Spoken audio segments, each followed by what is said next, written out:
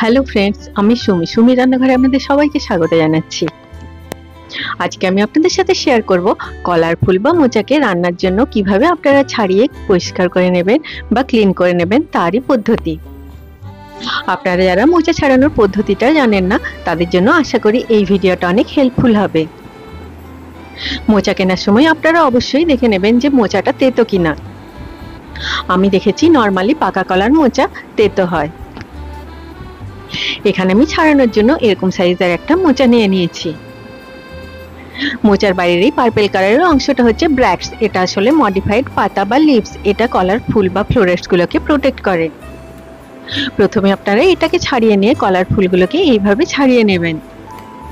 অবশ্যই আপনারা মোচা ছাড়ানোর আগে হাতের মধ্যে একটু তেল লাগিয়ে নেবেন, কারণ মোচা থেকে যে রসটা বেরোয় সেটা অনেকটা আঠালো হয়। প্রথমে আপনারা মোচার বাইরের এই পাতার মতো পার্পল অংশটাকে যতটা পর্যন্ত ছাড়ানো সম্ভব হচ্ছে ততটা অবধি ছাড়িয়ে নিয়ে ফুলগুলোকে বার করে নেবেন। দেখুন আমি যতটা পর্যন্ত সম্ভব হলো বাইরের এই পার্পল পাতার মতো অংশটাকে ছাড়িয়ে ফুলগুলোকে বার করে নিলাম। আমার আজকের ভিডিওটি যদি আপনাদের ভালো লাগে আপনারা নিশ্চয়ই লাইক করবেন। আপনাদের লাইক আমাকে মোটিভেট করে আরো নতুন নতুন রেসিপি আপনাদের সাথে শেয়ার করার জন্য। এবারে দেখুন পাতার মতো অংশটার রংটা চেঞ্জ হয়ে আস্তে আস্তে পার্পল থেকে সাদা হয়ে যাচ্ছে, আর এটা এবারে ছাড়ানো মুশকিল হচ্ছে।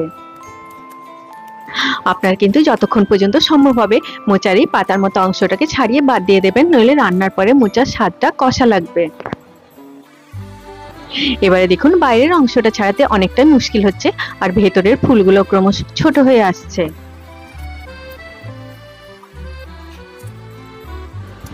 এখন দেখুন ভেতরের অংশটা হলদেটে থেকে অনেকটাই সাদা হয়ে এসেছে, আর এটাকে আর ছাড়ানো যাচ্ছে না। তাই আমি এটার থেকে ডাঁটিটাকে এইভাবে কেটে বাদ দিয়ে দিলাম।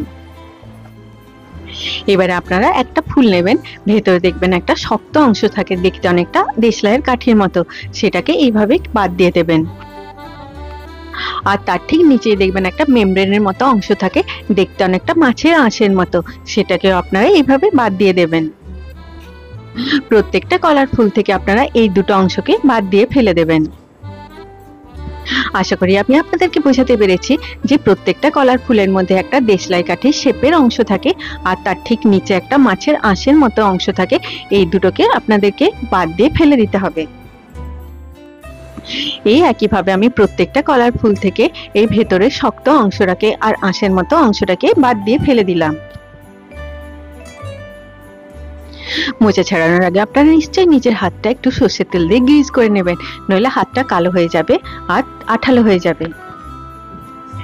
ভেতরের দিকের ফুলগুলো দেখুন মুখটা এরকম বন্ধ থাকে, আর ভেতরের অংশগুলো নরম হয়।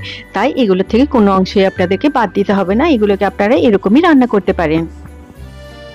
আপনারা আমার চ্যানেলটিকে সাবস্ক্রাইব করতে ভুলবেন না, আর পাশে থাকা বেল আইকনটি নিশ্চয়ই প্রেস করে দেবেন, তাহলে আমি যখনই নতুন কোনো ভিডিও আপলোড করব তার নোটিফিকেশন ঠিক আপনার কাছে পৌঁছে যাবে। এবার আপনারা কলার ফুলগুলোকে এইভাবে একসাথে অনেকগুলো নিয়ে ছুরি বা বটি দিয়ে কেটে নেবেন।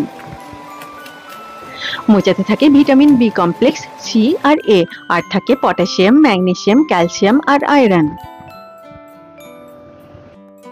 মোচা কাটার পরে অনেকেই এটাকে নুন জলের মধ্যে ডুবিয়ে রাখেন, আমি রাখি না, কারণ আমার লাগে কাটার পরে এগুলোকে এইভাবে নুন জলে ডুবিয়ে রাখলে এর ভেতরে নিউট্রিয়েন্টস গুলো সব বেরিয়ে নষ্ট হবে। এবার আমি মোচার ভেতরের অংশটাকে এইভাবে ছোট ছোট করে কেটে নিলাম। এটা খুব সহজেই কাটা হয়ে যায়, কারণ এটা খুব নরম হয়। মোচা আমাদের হার্ট আর ডাইজেস্টিভ হেলথের জন্য খুবই ভালো। তাছাড়াও যাদের ডায়াবেটিস আছে বা অ্যানিমিয়া আছে তাদের জন্য মোচা খাওয়া খুবই ভালো। মুগ ডাল দিয়ে মোচার ঘন্টর রেসিপির লিংক আমি আপনাদের সাথে ডেসক্রিপশন বক্সে শেয়ার করে দেব, আপনারা চাইলে দেখতে পারেন। সবাই খুব ভালো থাকবেন। আবার আপনাদের সাথে আমার দেখা হবে আমার নেক্সট ভিডিওতে। Take care.